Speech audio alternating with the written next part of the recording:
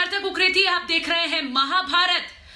शायद हम में से किसी ने नहीं सोचा होगा कि ये दिन हमें देखना पड़ेगा जब ऑक्सीजन की किल्लत से हम अपनों को खो देंगे। रोज इस तरह की खबरें आएंगी जिससे दिल बैठ जाएगा, आंखें नम हो जाएंगी।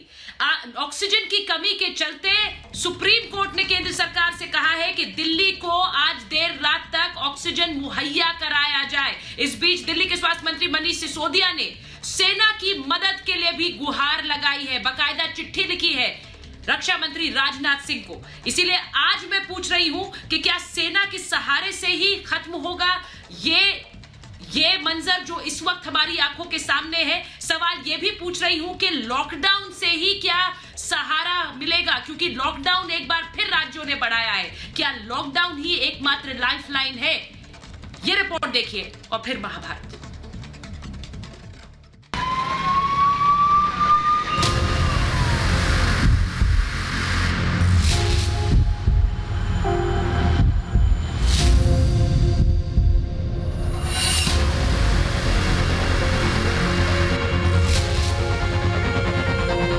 कुछ नहीं कर रहा भाई, कोई कुछ नहीं कर रहा है। राजधानी में लगातार ऑक्सीजन सप्लाई की कमी से मरीजों की सांसों पर खतरा बना हुआ है। क्या सरकारी क्या प्राइवेट, हर जगह एक ही दर। सुबह 4 बजे से आया हुआ हूँ, अभी तक के जो है गैस यहाँ पे मिली नहीं है। एक ही बेबसी, एक ही लाचारी। मरीजों को ना तो समय पर इलाज मिल रहा है, न बेड, न दवा और न ही ऑक्सीजन। यहाँ पूरे दिन नहीं रही है, आज भी अभी तक नहीं है। बस कहा जा रहा है कि गैस आ रही है। जिंदगी और मौत की जंग लड़ रहे मरीजों की जान बचाने के लिए ऑक्सीजन बेहद जरूरी है, लेकिन दिल्ली के अस्पतालों में ऑक्सीजन की किल्लत है और ऑक्सीजन की कमी से मरीजों की जान पर संकट बना हुआ है। ये तस्वीरें दिल्ली के डिवाइन अस्पताल की हैं। यहाँ ऑक्सीजन के सिलेंडर तो दिख रहे हैं, लेकिन इनमें ऑक्सीजन नहीं है। ना ही कोई आस है कि समय रहते इनमें ऑक्सीजन भर पाएगी या नहीं। हालात इतने खराब हैं कि ऑक्सीजन की कमी से 32 मरीजों की जान पर संकट बना हुआ है। अस्पताल प्रशासन लगातार गुहार लगा रहा है, लेकिन कहीं से कोई उम्मीद की किरण आती नहीं दिखाई दे रही। अर्जेंट बेसिस पर कम से कम 20 सिलेंडर की नीड है, जिससे हम उनका वो जो विंडो है जो हमारी ख़राब हुई है उसको फुलफिल कर पाएँ। मैंने कई जगह फ़ोन कर लिए, गवर्नमेंट में मैं ट्विटर पे भी मैं रात से एक्टिव हूँ और सारी जगह पे जहाँ मैं कर सकता था, बट अभी तक कुछ भी नहीं मिला। राजधानी के बिगड़ते हालात को देखते हुए दिल्ली हाई कोर्ट ने केजरीवाल सरकार को सेना की मदद लेने के लिए कहा था, जिसके बाद दिल्ली के डिप्टी सीएम मनीष सिसोदिया ने रक्षा मंत्री को चिट्ठी लिखकर केंद्र सरकार और सेना से मदद की मांग की। अभी ऑक्सीजन को लेकर काफ़ी समस्या हो रही है, तो हमने ऑक्सीजन सप्लाई करने के लिए सेना के पास अगर ट्रक हैं, लेकिन ऑक्सीजन लाने ले जाने के लिए इस समय हमें बहुत मदद की ज़रूरत है। और अगर जहाँ से भी, जिस सोर्स से भी मदद हो सकती है, प्राइवेट सेक्टर से, सोशल सेक्टर से, central government, different wings of central government, सबसे मांग रहे हैं। दिल्ली में ऑक्सीजन की कमी पर केवल दिल्ली हाईकोर्ट ही एक्शन में नहीं है, बल्कि सुप्रीम कोर्ट ने भी कड़ा रुख अख्तियार किया है। सुप्रीम कोर्ट ने केंद्र सरकार को किसी भी हाल में दिल्ली की ऑक्सीजन को बढ़ाने के निर्देश दिए हैं। दिल्ली में 3 मई की रात तक ऑक्सीजन की कमी पूरी होनी चाहिए। केंद्र सरकार के पास सिर्फ आज दिन भर का समय है। केंद्र सरकार 4 दिन के अंदर इमरजेंसी स्टॉक तैयार करे। राज्यों के लिए ऑक्सीजन सप्लाई की नीति दोबारा तैयार की जाए। दिल्ली में ऑक्सीजन की कमी पर सुप्रीम एक्शन के बाद अब सवाल है कि क्या आज रात तक दिल्ली में टूटती सांसों को ऑक्सीजन मिल जाएगी? क्या केंद्र सरकार आज रात तक दिल्ली को उसके कोटे की ऑक्सीजन दे पाएगी? ऐसा नहीं है कि सिर्फ दिल्ली में ही ऑक्सीजन की किल्लत से मरीजों की जान जा रही है, बल्कि देश के हर कोने से ऐसी खबरें आ रही हैं। कर्नाटक के चामराजनगर में ऑक्सीजन की कमी से 24 मरीजों की मौत हुई। आंध्र प्रदेश में भी ऑक्सीजन की किल्लत से 8 मरीजों की सांसें टूट गईं। मेरठ में भी 5 मरीजों ने ऑक्सीजन की कमी से दम तोड़ दिया। मतलब साफ है, पूरे देश में कोरोना ने तांडव मचाया हुआ है। हर जगह ऑक्सीजन की कमी से मौतें हो रही हैं। ऐसे में सवाल है, क्या पूरे देश में सेना की मदद की जरूरत है? क्या पूरे देश के लिए सेना को कोरोना युद्ध में उतरना होगा? और सवाल ये भी, क्या आज रात तक दिल्ली में ऑक्सीजन की किल्लत दूर हो जाएगी? Bureau report, Republic Bharat. और आज महाभारत में मैं पूछ रही हूं ये सवाल कि क्या कोरोना में अब सेना ही सहारा, क्योंकि कोर्ट ने दिल्ली सरकार से कहा और दिल्ली सरकार गुहार लगा रही रक्षा मंत्री थे कि सेना की मदद हमें चाहिए। सवाल मैं पूछ रही हूं कि रात तक दिल्ली को मिलेगा ऑक्सीजन, क्योंकि सुप्रीम कोर्ट ने केंद्र से कहा है कि दिल्ली को ऑक्सीजन मुहैया कराइए। सवाल आज पूछ रही हूं कि छोटे अस्पतालों की कौन सुनेगा, क्योंकि छोटे अस्पतालों को भी दर दर भटकना पड़ रहा है ऑक्सीजन मांगने के लिए। और ऐसे ही एक अस्पताल से हमारे साथ जुड़ रहे हैं कुछ लोग। मैं आज महाभारत में सवाल पूछ रही हूं कि लॉकडाउन से क्या मिलेगा हल। पिछली बार हमने एक लॉकडाउन किया था, उससे बहुत हद तक मदद मिली थी, लेकिन क्या ये लॉकडाउन अभी का संकट हटा सकता है? मेरे साथ जो मेहमान हैं उनका परिचय आपसे कराऊंगी। मेरे साथ जुड़ रहे हैं बीजेपी के प्रवक्ता नेता राजीव जेटली जी, मेरे साथ जुड़ रही है राजनीतिक विश्लेषक चारू प्रज्ञा। चारू जगह जगह लोगों की मदद कर रही है ऐसे समय में जब लोगों को प्लाज्मा की जरूरत है, ऑक्सीजन सिलेंडर्स की जरूरत है। मेरे साथ जुड़ रहे हैं केवल ढींगरा, कांग्रेस के नेता हैं, और मेरे साथ जुड़ रहे हैं राजनीतिक विश्लेषक सुरेंद्र चौहान। हमारे साथ यूपी के स्वास्थ्य मंत्री जय प्रताप सिंह भी जुड़ेंगे आपसे थोड़ी देर बाद, क्योंकि यूपी में किस तरह से स्वास्थ्य व्यवस्थाएं आगे बढ़ रही हैं, लोगों को कैसी दिक्कतें आ रही हैं, कैसे उनका समाधान निकाला जा रहा है, ये हम सीधे यूपी के स्वास्थ्य मंत्री जय प्रताप सिंह से पूछेंगे। लेकिन सबसे पहले मैं जा रही हूं नितिन चौहान जी के पास, जो कि डिवाइन मल्टी स्पेशलिटी हॉस्पिटल के ऑपरेशनल हेड है। और नितिन जी को मैं इसलिए शो में लेकर आई हूं क्योंकि वो एक अस्पताल चलाते हैं जहां जिसे कोविड सेंटर डिक्लेयर किया गया, लेकिन इस कोविड सेंटर में कोई ऑक्सीजन नहीं है। मरीज पहुंच गए वहां पर ये सोचते हुए कि ये कोविड सेंटर है और हमारी मदद होगी, और ऐसे कई छोटे छोटे अस्पताल हैं जिन्हें ऑक्सीजन की किल्लत से जूझना पड़ रहा है। और इसीलिए नितिन जी, सबसे पहले मैं आपसे पूछ रही हूं, आपके यहाँ कितने मरीज हैं ऑक्सीजन पर है और क्या हालत है इस वक्त? इस टाइम मेरे पास 33 मरीज हैं, एक जिसमें से नॉर्मल है, ऑक्सीजन पर नहीं है, बाकी 32 लोगों को ऑक्सीजन पर है। उस 32 में से सुबह का जो आंकड़ा था वो मेरे पास 12 लोग थे जो या तो वेंटिलेटर पर थे या फिर बाईपैप पर थे, माने उनको हाई प्रेशर ऑक्सीजन हमें देना पड़ रहा था। अब वो संख्या बढ़ गई, क्योंकि जब हमारे हॉस्पिटल में कोई मरीज आता है तो सैचुरेशन ठीक होती है, 90 भी होती है, 88 भी होती है, लेकिन वो फिर डिटोरिएट अगर किया तो उसको हमें आईसीयू में लेना पड़ता है। इस टाइम हमारे पास 15 लोग हैं जो आईसीयू में हैं।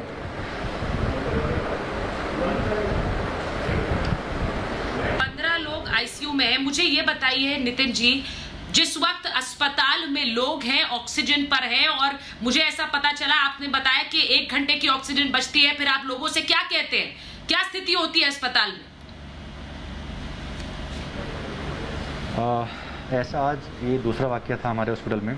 अभी 27 तारीख को हमारा जो हॉस्पिटल है कोविड हॉस्पिटल डिक्लेयर किया गया था। उस टाइम पर दिल्ली गवर्नमेंट सबको एक एलोकेशन देती है हॉस्पिटल को कि आप इस रिफिलिंग पॉइंट पर जाकर अपने सिलेंडर रिफ़िल करा लीजिए। एक हफ्ते तक, आज सुबह 3-4 बजे के आसपास तक हमें कोई भी रिफिलिंग सेंटर नहीं दिया गया था। आज शाम को जो हालात बिगड़े वो इस तरह से थे कि हमारी, जब दिल्ली में सुबह में लड़का और अपनी गाड़ी निकालता था यहाँ से, रात तक लाइन में लगने के बाद 20 सिलेंडर की जगह 2 सिलेंडर 4 सिलेंडर मिल रहे थे। हमने एक टाई अप किया हिमाचल में और एक हरिद्वार में। वहाँ से हमारी गाड़ी आती है, 3 गाड़ी हमने इन रूट की हुई है ताकि ऑक्सीजन की कमी ना हो पाए, लेकिन क्योंकि डिस्टेंस बहुत ज़्यादा है आने का और ब्रेक डाउन गाड़ी में हो सकता है, मैकेनिकल चीज़ें। कल रात भी वही हुआ, जो गाड़ी हमारे पास कल रात पहुँचनी थी वो कल रात नहीं पहुँची। आज दोपहर को इनफैक्ट 2-3 बजे एक गाड़ी अभी आने वाली है, वो भी अभी डिले में है। ठीक है, रात को 3 बजे के आसपास हमें समझ में आने लगा था कि 8 बजे के बाद हमारे पास ऑक्सीजन नहीं रहेगी। हमारे पास सिर्फ 5 घंटे हैं जी। अब रात 3 बजे के बाद हमें समझ में आने लगा था कि आज कि अस्पताल में ऑक्सीजन नहीं है, वो सिलेंडर की जद्दोजहद खुद कर रहे हैं जी। और आपको नितिन जी मुझे ये बताइए, कोविड सेंटर आपको कब डिक्लेयर किया गया? अगर कोविड सेंटर एक अस्पताल को बना दिया गया बिना ऑक्सीजन के, कोविड सेंटर का मतलब क्या है? बिल्कुल यही मैं आपसे कहना चाह रहा था कि गवर्नमेंट ने हमें जब कोविड सेंटर दिया था, गवर्नमेंट की जिम्मेदारी बनती है कि हमें कम से कम, देखिए ये कोरोना है, कोरोना का फिक्स इलाज है, कोई बहुत सारी चीज़ें इसमें सर्जरिकल पॉइंट ऑफ व्यू नहीं है, इस तरह की चीज़ें नहीं है, लेकिन एक ऑक्सीजन है, हवा जिसको हम सांस कहते हैं, वो तो हर इंसान का प्राइमरी अधिकार है, और जो बीमार है उनके लिए तो वो उससे पहले जानी चाहिए। तो दिल्ली के हालात धीरे धीरे इतने ज़्यादा पैनिक में आ गए कि लोग घरों से सिलेंडर लेकर अपने अपने स्टोर करने लग रहे हैं, और जो ब्लैक मार्केटिंग दुनिया भर की स्टार्ट हो गई इस पर। इस सब चीज़ों में जो पीछे हैं वो पीछे हैं छोटे हॉस्पिटल। बड़े हॉस्पिटल या तो उनकी पहुंच अच्छी जगह होती है, उनको सरकार भी बैकअप देती है, उनको रसूख वाले लोग हैं, उनके पास ऑक्सीजन प्लांट होते हैं। जिस तरह का हमारा हॉस्पिटल है, इस तरह के हॉस्पिटल इसमें पीछे हैं पूरी तरह से। हम सुबह एक गाड़ी निकालते हैं, स्टाफ कोरोना में अदरवाइज़ भी कम हो जाता है। कोई भी आप भी नौकरी पैसे वाले हैं, तो कोई भी कोरोना की जगह ड्यूटी करने नहीं जाता, कभी नहीं जाते। फिर भी हमारे स्टाफ पूरी डेडिकेशन से यहाँ पे नौकरी करने आते हैं। जी। और नितिन ये जी, सब मैं होने के समस्या समझ बावजूद, रही हूँ, क्योंकि ऐसी समस्या बहुत से छोटे छोटे अस्पतालों की हो रही है, और इसीलिए सुबह से शाम तक मैं इसीलिए राजीव जी आपके पास आना चाहती हूँ। जो नितिन बात कर रहे हैं कि छोटे अस्पतालों में कोविड सेंटर बना दी गए राजीव जी, लेकिन पता नहीं है कि कहां से ऑक्सीजन आएगी। उन्हें पता नहीं है कोविड सेंटर किस काम का, अगर ऑक्सीजन ही नहीं पता कहां से आ रही है। राजीव जी, मैं आपकी बात से सहमत हूं किसी हद तक, लेकिन अब कुछ राज्य सरकारों ने एक इनिशिएटिव लिया। इनिशिएटिव में ये रखा है कि एक लिंक जारी किया, उस लिंक में जिसको कितनी ऑक्सीजन की ज़रूरत है वो अपनी ऑक्सीजन की रिक्वायरमेंट को, चाहे किसी को घर पे भी ज़रूरत है, अगर वो घर पे भी ऑक्सीजन चाहता है तो वो डॉक्टर की प्रिस्क्रिप्शन लेकर के उस लिंक पे अपलोड करेगा। उस अपलोड करने के बाद वो किसी भी ऑक्सीजन सेंटर पे जाके ऑक्सीजन ले सकता है। छोटे अस्पतालों की बात जो आपने अभी कही कि छोटे अस्पतालों के बाद ऑक्सीजन की शॉर्टेज होती है, इसमें दो बातें हैं। एक बात मैं पूरी तरह से सहमत हूँ डॉक्टर साहब की तरफ ने जो कहा अभी कि वो ऑक्सीजन जब लेने जाते हैं तो उसकी शॉर्टेज होती है। दूसरा, कुछ जगहों पे एक चैलेंज पेशेंट के लिए भी रहता था कि पेशेंट को अस्पताल खुद कहते थे कि आप ऑक्सीजन खुद अरेंज करके लेकर के आएंगे, तो पेशेंट खुद अपने सिलेंडर लेकर के ऑक्सीजन के अरेंजमेंट के लिए निकलता था। वो भी एक चैलेंज बनता था उसके लिए। तो अब दोनों बातों को ध्यान में रखते हुए एक तीसरी अच्छी बात मैं आपको साथ में जोड़ दूं कि जब जागो तभी सवेरा। अब दिल्ली सरकार ने जो कहा कि सेना की मदद हमें चाहिए, वो इसलिए नहीं चाहिए कि ऑक्सीजन सेना देगी उन्हें, वो इसलिए चाहिए क्योंकि जो ऑक्सीजन उन्हें दी जा रही थी वो जरूरतमंदों तक नहीं पहुंच पा रही थी, वो अस्पतालों तक जिस भी वजहों से, लॉजिस्टिक की वजह से नहीं पहुंच पा रही थी। तो अब उन्होंने सीधे तौर पे इस बात को कबूल कर लिया है कि सेना अगर हमारी सहायता करती है तो वो ऑक्सीजन अस्पतालों तक पहुंचेगी।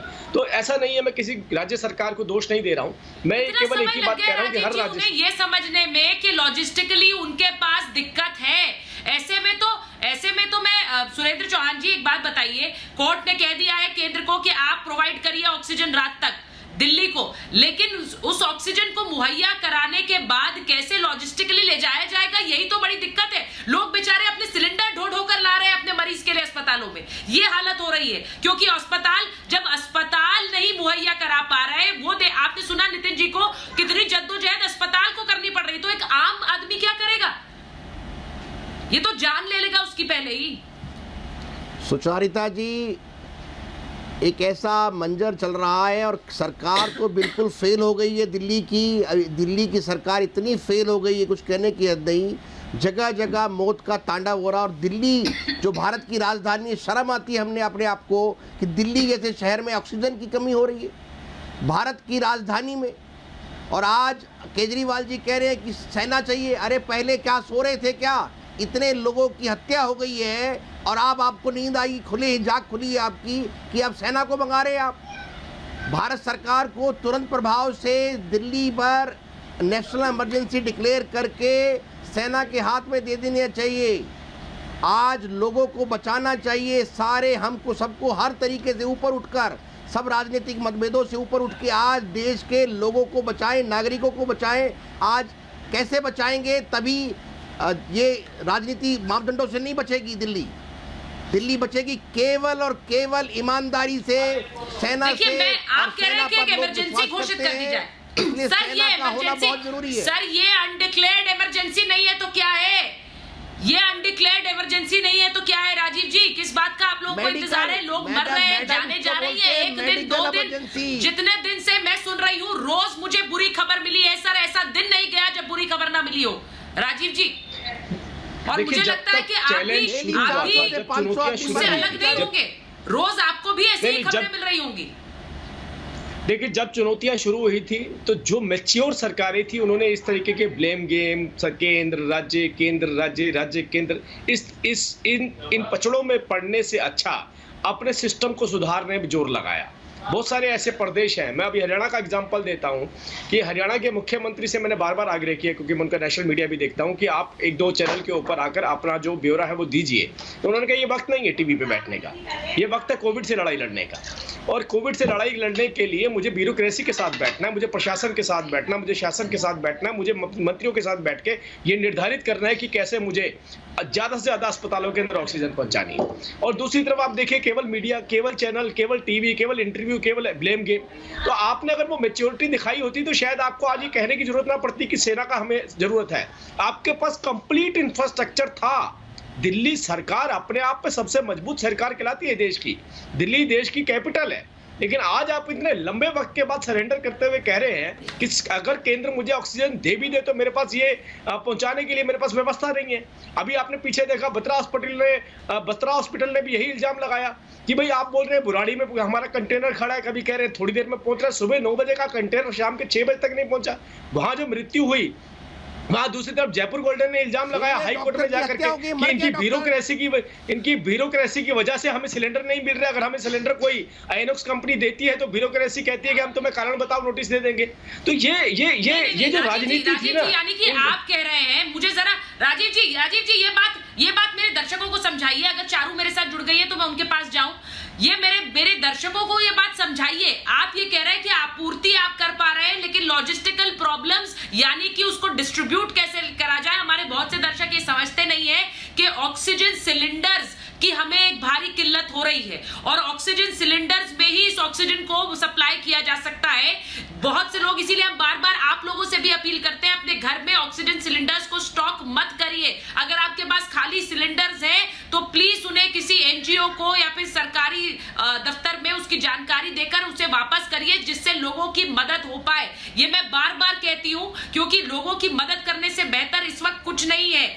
आप अगर सुरक्षित है तो दूसरों की भी मदद कीजिए। मैं केवल ढींगरा जी मुझे बताइए कि ऑक्सीजन सिलेंडर्स नहीं, लॉजिस्टिकल सपोर्ट नहीं है, कैसे पहुंचाया जाएगा? अब जाकर सेना की मदद मांगी जा रही है। राजीव जी कह रहे हैं ऑक्सीजन है, लेकिन कैसे पहुंचाएं? दिक्कत तो ये है। नहीं, देखिए, ऑक्सीजन ही नहीं है। ऑक्सीजन अगर होती, अगर सही से डिस्ट्रीब्यूट होती तो फिर कोई प्रॉब्लम आती नहीं। आज जो है नेशनल इमरजेंसी के हालात है, क्योंकि मोदी जी ने देश को बेसहारा छोड़ दिया और भारत सरकार जो है ऑक्सीजन की कितनी मौत हुई उसका एक श्वेत पत्र जारी करना चाहिए इनको। और इन्होंने इनकी बद इंतजामी थी, इसलिए 5 स्टेटों में इलेक्शन करवा दिए, कुंभ में लोगों को, इतने लोगों को, राहुल गांधी ने जो लिख के दिया है ना, इजाजत दे दी। और पंचायत परिषद के आज भी ये नीचे देख के पढ़ के बताइए क्या बोल रहे हैं। सुनिए, अरे भाई थोड़ी प्रैक्टिकल होइए। वो तो घर पे बैठे हैं, उनको तो राजनीति करनी नहीं है, उनकी तो अपने आप प्रोफाइल हो जाती है, अपने आप चल जाती है। ऊपर मुंह करके बोलिए, ऊपर मुंह करके बोलिए, आंखें मिला के बात करिए, आंखें मिला के बात करिए, आंखें मिला के बात करिए। ऐसी ओछी राजनीति मत करिए। मैं कह रहा हूँ ओछी राजनीति मत करिए। वो पंजाब को हम ऑक्सीजन दे रहे हैं, पंजाब को ऑक्सीजन दे रहे हैं, भिवाड़ी राजस्थान को हम ऑक्सीजन दे रहे हैं। अगर आपके पास इंफ्रास्ट्रक्चर नहीं है तो आप कैसे पहुंचाएंगे उसे? कैसे पहुंचाएंगे बताइए? आप बोल दीजिए, सरेंडर कीजिए कि नहीं हम ये काम नहीं कर सकते हैं, फिर उसके बाद आप मोदी जी का नाम नहीं लेंगे। मैं एक बार बड़ी खबर अपने दर्शकों को बता दूं, राजीव जी, केवल जी, ये समय लड़ने का नहीं है। और इसीलिए मैं एक बार बड़ी खबर बता दूं, और ऑक्सीजन से जुड़ी हुई ये बड़ी खबर है कि ऑक्सीजन आपूर्ति पर रेलवे का बड़ा बयान आया है। दिल्ली को सुबह तक ऑक्सीजन रेलवे मुहैया कराएगी। सुबह तक 205 टन ऑक्सीजन मिलेगा। ये बड़ी खबर इस वक्त आ रही है। अगर हम फुल स्क्रीन इस खबर को ले, 205 टन ऑक्सीजन दिल्ली को मुहैया रेलवे कराएगी कल सुबह तक। ये बड़ी खबर इस वक्त आ रही है। 700 एमटीटी पूरे दिल्ली की खपत है इस वक्त, जैसा कि मुख्यमंत्री अरविंद केजरीवाल ने बताया है। उसमें से सुप्रीम कोर्ट ने ऑर्डर किया है कि आप दिल्ली को रात तक पहुंचाइए। अब रेलवे का बड़ा बयान आया है कि 205 मीट्रिक टन ऑक्सीजन मिलेगी, सुबह तक रेलवे मुहैया कराएगी। ये बड़ी खबर है इस वक्त की, और इसलिए जरूरी है क्योंकि हर जगह ऑक्सीजन के लिए ही मारामारी है, ऑक्सीजन के लिए ही हर जगह जानों पर बनाई है। और इसीलिए हाफते अस्पताल हमें नजर आते हैं, सिर्फ लोग नहीं, अब पूरे के पूरे अस्पताल इस व्यवस्था के आगे हाँप रहे हैं, चरमरा रहे हैं, बार बार कह रहे हैं क्या चारू मेरे साथ थ्रू है अगर मैं उनके पास जाऊं, क्योंकि मैं बार बार ये जो तस्वीर है, ये तस्वीर इस वक्त दुखद है।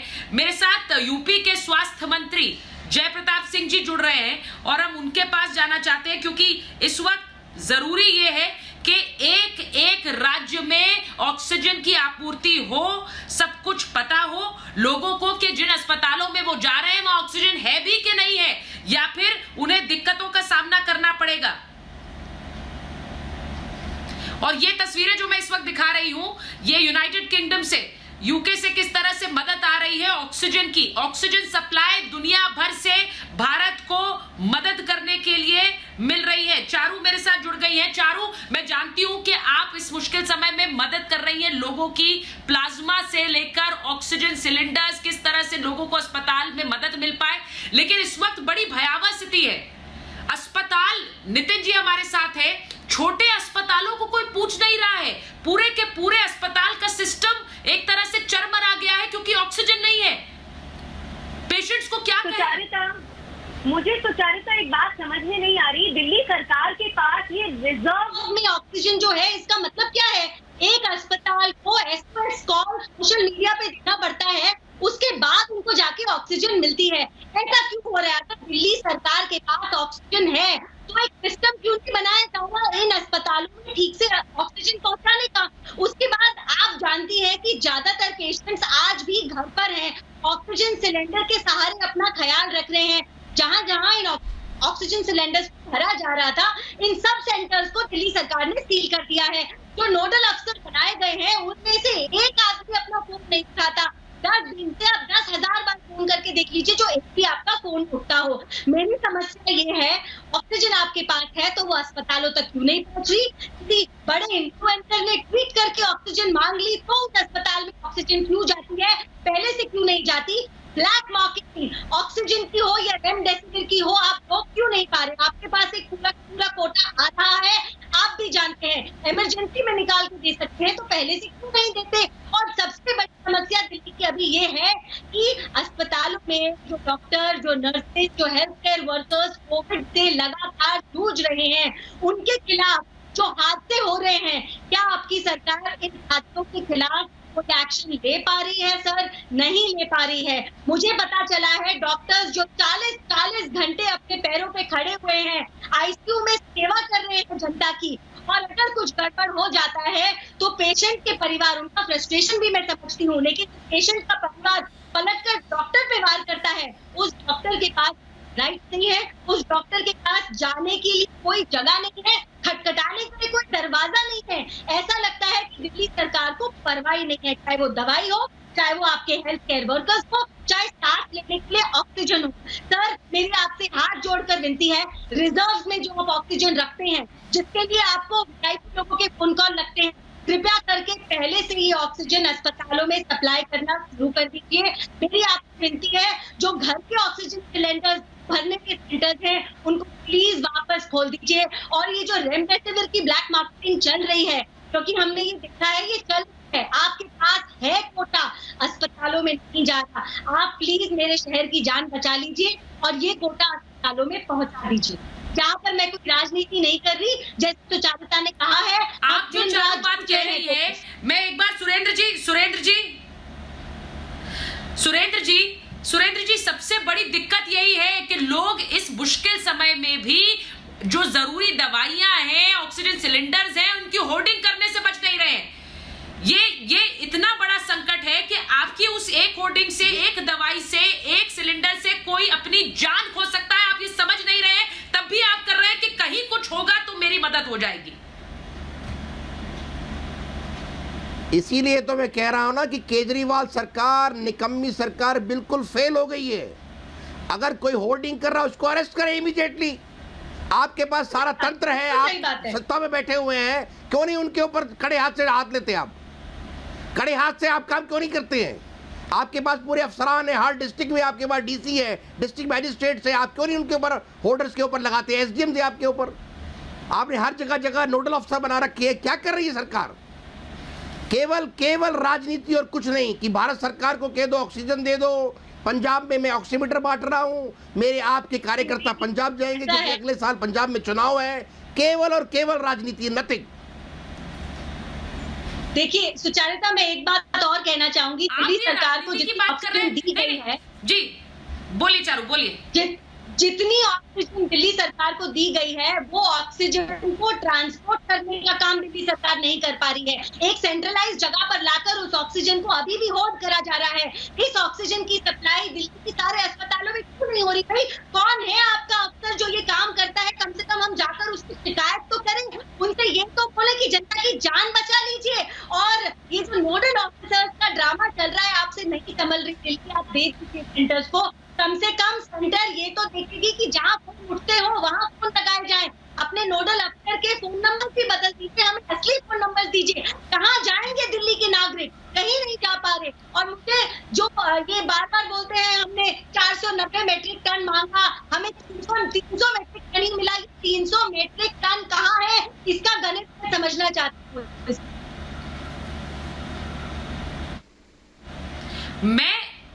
मुझे ये हैरानी हो रही है।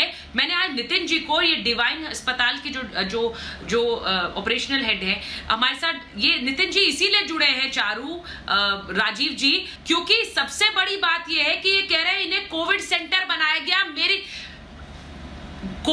कोविड सेंटर बनाया गया, लेकिन किसी तरह की ऑक्सीजन आपूर्ति वहां नहीं है। क्यों नहीं है? सबसे बड़ी बात है कि कोविड अस्पताल में कोविड मरीज को क्यों एडमिट कराया जाएगा? क्योंकि उसकी सांसें फूल रही हैं, उसे ऑक्सीजन नहीं मिलेगा। तो क्या मतलब है इस तरह के कोविड सेंटर्स का? जो बड़ी खबर आ रही है वो भी आपको बता दूं कि ऑक्सीजन एक्सप्रेस दिल्ली पहुंच गई है। ये ऑक्सीजन एक्सप्रेस इस वक्त लाइफलाइन है दिल्ली के लिए। ये इस वक्त सांसें थामे हुए दिल्ली वासियों के लिए, क्योंकि रेल मंत्री पीयूष गोयल ने ट्वीट किया है। रेल मंत्री पीयूष गोयल का ट्वीट सामने आया है। उन्होंने कहा है कि ऑक्सीजन एक्सप्रेस दिल्ली पहुंच गई है, यानी कि दिल्ली के ऑक्सीजन की कमी थोड़ी हद तक कम हो पाएगी, क्योंकि रेलवे ये ऑक्सीजन दिल्ली को मुहैया करा रहा है। ये बड़ी खबर इस वक्त मैं अपने दर्शकों को बता रही हूं।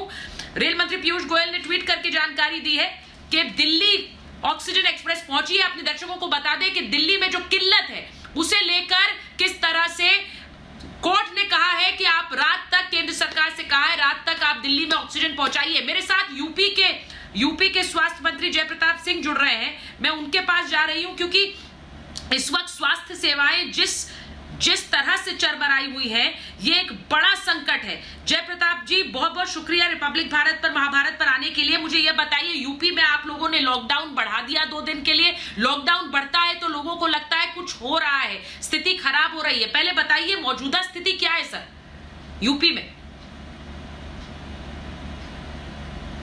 नहीं, ये तो एक पंचायत चुनाव भी हमारे हो रहे थे अभी तक, और पंचायत चुनाव को देखते हुए काफ़ी भीड़ भाड़ था, जिसमें हमने कुछ टेस्टिंग की प्रोटोकॉल तैयार किए थे कि चुनाव में लड़ने के बाद के लोगों को गिनती में अपना टेस्ट करा के बाद ही वो अपना एंट्री करेंगे, इसलिए हमारा टेस्टिंग भी काफ़ी बढ़ा था।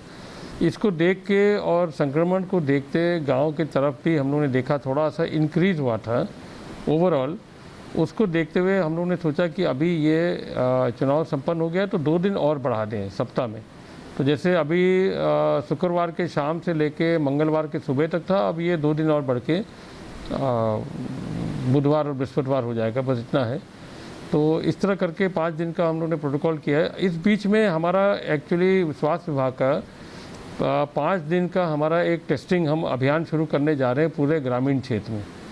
सभी गाँवों में हम लोग एक बड़े पैमाने पर एक टेस्टिंग अभियान शुरू करने जा रहे हैं, जिसमें हमारे आशा वर्कर और आंगनबाड़ी ये और हमारे निगरानी समिति जो गांव में बनी है, इनके माध्यम से उन व्यक्तियों को चिन्हित करना जिनका सर्दी, जुखाम, बुखार इस तरह के सिम्टम्स हैं, तत्काल उनका पीएचसी पर उनका चेकिंग करा के एंटीजन से ये देखना कि यदि ये कोविड पॉजिटिव है कि नहीं, और उसी समय अगर इस तरह के सिम्टम्स रहते हुए भी उनको हम मेडिकल किट्स जो हमारा प्रिस्क्राइब्ड नॉर्म है कोविड के लिए, वो मेडिकल किट्स भी हम ऑलरेडी देना शुरू कर देंगे उनको, ताकि वो व्यक्ति अगर थोड़ा सा भी अगर कहीं से कोविड के लक्षण में आने की संभावना होता है तो वो उस मेडिसिन से काफ़ी कंट्रोल हो जाता है।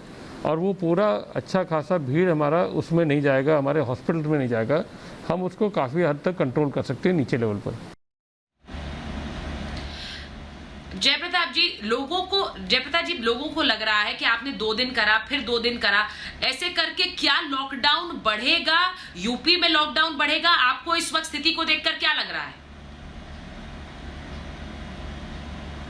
देखिए, अभी तो जो लॉकडाउन 3 दिन का था और 2 दिन और बढ़ा है, अभी हमारे फिगर 2-3 दिन से डाउनवर्ड ट्रेंड पर आ रहे हैं। ये हम लोग खुद ही देख रहे हैं। हमारा रिकवरी बहुत अधिक भी है और हमारा जो प्रतिदिन का जो एक्टिव केसेस है वो भी हमारा पिछले 1 हफ्ते के अंदर धीरे धीरे करके डाउन हुआ है। हमारा अनुमान है कि वो धीरे से धीरे माने ये आंकड़े हमारे नीचे जा रहे हैं। इसलिए लॉकडाउन का एक ये भी फ़ायदा है कि इसमें हम बहुत सारे काम जो हमको स्वास्थ्य विभाग के द्वारा करना पड़ता है, टेस्टिंग करना पड़ता है, कॉन्टैक्ट ट्रेसिंग करना पड़ता है, कंटेनमेंट जोन के अंदर हमको काम करना पड़ता है, एक व्यक्ति का उनका मेडिसिन बांटना पड़ता है, इसलिए थोड़ा सा सहूलियत होगा। तो इसको और तेज़ी करने के लिए हम लोगों ने सोचा था कि 2 दिन और बढ़ जाएगा, कोई ऐसी दिक्कत नहीं है। जी सर, बहुत से लोग जिनके यहाँ कोई बीमार हो रहा है उन्हें पता ही नहीं है कब जाना कहाँ है, कैसे अस्पताल में एडमिट करना है। अस्पताल में तो लोग कह देते हैं बेड नहीं है। तो जरा बताइए सर, कोई हेल्पलाइन नंबर है? कैसे लोग जाएंगे लोगों को लेकर? स्थिति बुरी है बाहर।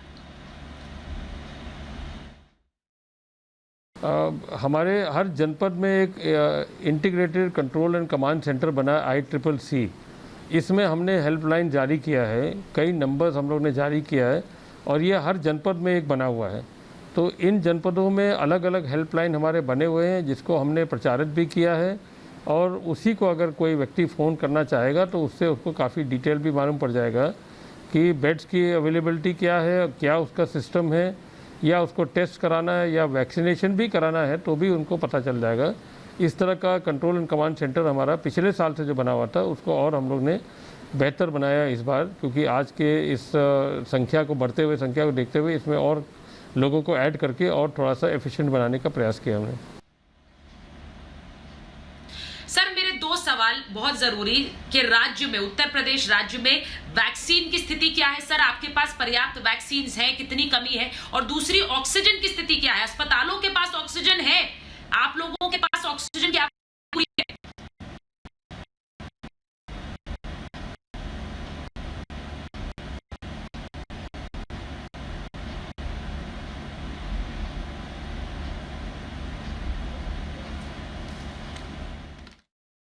वैक्सीनेशन हमारा 45 प्लस के लोगों का वैक्सीनेशन जैसे पहले चल रहा था वो आज भी चल रहा है। 6 डेज अ वीक वो चलता है और पर्याप्त वैक्सीन हमारे पास उस कैटेगरी के लोग के लिए है। दूसरी बात, 18 प्लस का जो हमने 7 डिस्ट्रिक्ट्स में हमने प्रारंभ किया है उसके लिए जो हमारे पास जितना वैक्सीन आया था वो अभी पर्याप्त है 1 सप्ताह और चलाने के लिए, 7 डिस्ट्रिक्ट्स में खाली, तो वो 1 हफ्ता और चलेगा। इस बीच में हमने मांग किया है मैन्युफैक्चरर से कि हमको और भी ज़्यादा हमको वैक्सीन दे दे ताकि वो हम फिर हर एक जनपद में कंटिन्यू कर सकते हैं 18 प्लस वाला। तो ये तो वैक्सीन की बात हो गई। दूसरा, ऑक्सीजन की बात है तो ऑक्सीजन की कमी तो पूरे देश में हो गया था, क्योंकि जिस तरह से वायरस ने म्यूटेट करके हर व्यक्ति को काफ़ी परेशानी में डाल दिया और बिना ऑक्सीजन का कोई व्यक्ति का ज़्यादा सुधार नहीं हो पाता था। कि जो दवाइयाँ हैं वो जगह जगह उनकी कालाबाजारी हो रही है, जगह जगह, और दवाइयाँ मिल नहीं रही है। ऐसे में लोगों को रेमडेसिविर चाहिए, कोई और दवाई चाहिए जो नहीं मिल रही है। कहाँ से मिले यूपी में? जरा बताइए सर, लोगों की मदद कीजिए।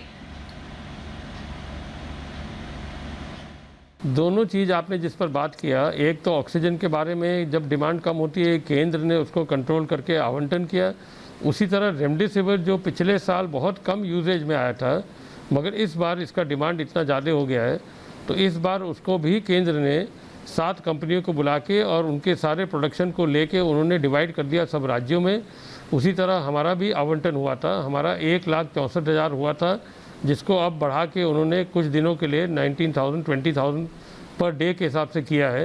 रेमडेसिविर जितना भी मिलता है हम उनको सभी मेडिकल कॉलेजेस में सबसे पहले डिस्ट्रिक्ट हॉस्पिटल में या कोविड सेंटर पर, और बाकी कुछ हम डीएम्स को भी देते हैं कि अपने विचार से जहां उनको कोई प्राइवेट आदमी आता है किसी प्राइवेट हॉस्पिटल में, उसको जाइए तो उसका वेरिफिकेशन करके उसको भी रेमडेसिविर देने की हम लोगों ने ये योजना बनाया है और इसी से अच्छा चल भी रहा है।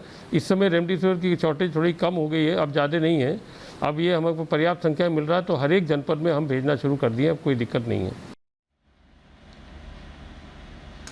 जयप्रताप जी बहुत बहुत धन्यवाद हमसे बात करने के लिए, क्योंकि एक ऐसा समय है जब लोगों को बहुत दिक्कत है, इसीलिए समय समय पर मुझे ऐसा लगता है कि सरकारी प्रतिनिधि अगर आकर लोगों को बता सके, जानकारी दे सके तो उनकी मदद होती है। लेकिन इस समय यूपी में लॉकडाउन 2 दिन के लिए बढ़ाया गया है, शायद यही वजह है कि एक मन में डर है कि क्या लॉकडाउन फिर बढ़ेगा और क्या ये समाधान होगा। राजीव जी, मैं वापस इस मुद्दे पर आना चाहती हूँ। रेलवे ने ऑक्सीजन सप्लाई कर दिया है, दिल्ली ऑक्सीजन एक्सप्रेस पहुंची है, दिल्ली के अस्पतालों को ऑक्सीजन मिले, यही गुहार लगा रहे हैं नितिन जी जो आज महाभारत पर आए हैं। लेकिन मुझे ये बताइए सर कि कोविड सेंटर का प्रोटोकॉल क्या है? क्या बिना ऑक्सीजन सप्लाई किए आप कोविड सेंटर क्यों बना रहे हैं? लोगों को भ्रम में क्यों रख रहे हैं कि हाँ ये अस्पताल है, यहाँ पर आप चले जाइए और आपको मदद मिल जाएगी, जबकि वहां उन्हें उसी तरह से दिक्कत होगी। राजीव जी,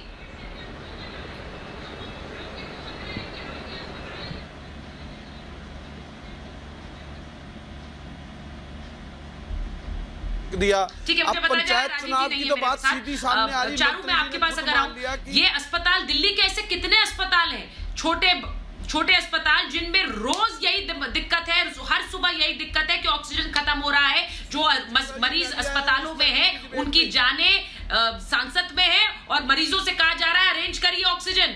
क्या करेंगे हम? रोज सुबह सर्कुलर निकालती है, उसमें कहती है इतने बेड में खाली हैं।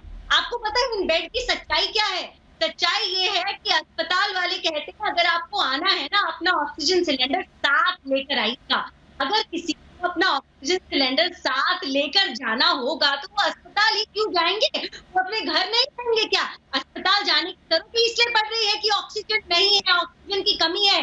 तो जिस तरीके से दिल्ली सरकार ने मोहल्ला क्लिनिक का भ्रम फैलाया था, यही भ्रम दिल्ली सरकार ने कोविड हॉस्पिटल्स के नाम पे फैला रखा है। यही झूठ और यही प्रचार की राजनीति दिल्ली में चल रही है। किसी भी अस्पताल को उठाकर कोविड अस्पताल बना दिया है। उस अस्पताल में ना ही बेचारे डॉक्टर हैं, ना ही बेचारी नर्सेज हैं, उसके बाद ना ही वहाँ पर ऑक्सीजन या दवाइयां हैं।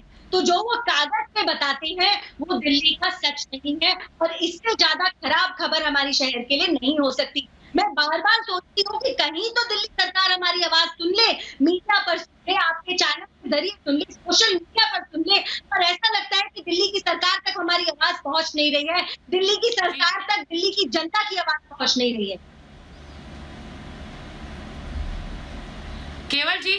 केवल जी, ये ऑपरेशनल दिक्कत क्या पहले से नहीं सोची जानी थी? एक सरकार के लेवल पर आपने जब प्लानिंग की, आपने कहा ऑक्सीजन हमारे पास बहुत है, लेकिन आपने ये नहीं सोचा कि आप अस्पतालों को कैसे पहुंचाएंगे। आपने ये नहीं सोचा कि जब दिक्कत होगी उन सिलेंडर्स की तो कैसे काम किया जाएगा। ये सब सर लॉजिस्टिकल प्लानिंग में आता है, ये सब क्यों नहीं किया गया? सुचिता जी, मैं तो विपक्ष में हूं और जो सरकार सत्ता पक्ष में है उन लोगों को ये चीज़ की प्लानिंग करनी चाहिए। ये प्लानिंग है जो सेंटर सरकार है उसकी होती है। स्टेट सरकार हमारे यहाँ पे हरियाणा में जो है वो खट्टर साहब की सरकार है, बीजेपी की सरकार है। ना तो हरियाणा के अंदर कोई इंतज़ाम है, ना ही सेंटर के अंदर कोई इंतज़ाम है, ना ही कहीं पे कोई ऑक्सीजन पहुँच रही है और लोगों का दम घुट रहा है, लोगों की मौत हो रही है। और ये बात करने के लिए हम अगर कुछ बोलना चाहें तो ये लोग हमें टाइम नहीं देते। ये चाहती हूँ कि रोज सुबह जब हम उठे तो कम से कम हमें ये सुनने को ना मिले कि किस तरह से एक अस्पताल में इतनी सांसें आखिरी गिन रही हैं क्योंकि वहां ऑक्सीजन नहीं है। ये खबरें आने बंद कब होंगी?